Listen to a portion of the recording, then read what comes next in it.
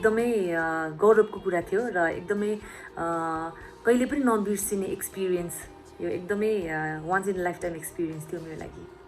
पारिश्रमिक चाहिँ मेरो नर्मल जति मैले चार्ज गर्छु होइन, मेरो नर्मली जति छ त्यति नै मैले चार्ज गरेको थिएँ र त्यो मेरो पारिश्रमिक भन्दा पनि मैले वर्ल्ड स्टेजमा त्यसरी पर्फर्म गर्नु पाउँदाखेरि त्यो चाहिँ सबसे महत्त्वपूर्ण कुरा थियो र मैले त्यसरी हाम्रो नेपाली प्लेयर्सहरूलाई लाइभ हेर्न पाउँदाखेरि सो पैसामा त तुलना गर्ने कुरा नै थिएन त्यो।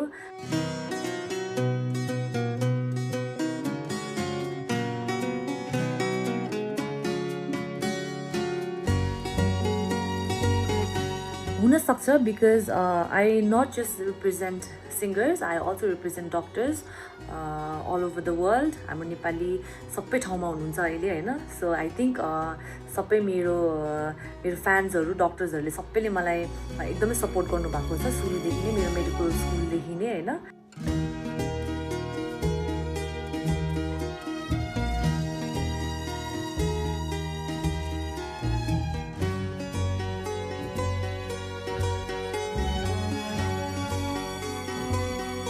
सबैभन्दा सम्झना लागेको क्षण अहिले आएर सोच्दाखेरि चाहिँ त्यहाँको तापक्रम हुनुपर्छ, त्यहाँको हिट एकदमै बेसी गर्मी थियो होइन। अनि हामी होटेलबाट बाहिर आउँदाखेरि यो सबै बाफिन्थ्यो होइन चस्मा एकैछिन। अनि पर्फर्मेन्स गर्दाखेरि पनि एकदमै गर्मी भए तापनि तर त्यो जोस जागर चाहिँ हुन्छ नि हाम्रो प्लेयर्सहरूप्रति देखेर चाहिँ अझै मैले राम्रो गर्नुपर्छ भएको थियो।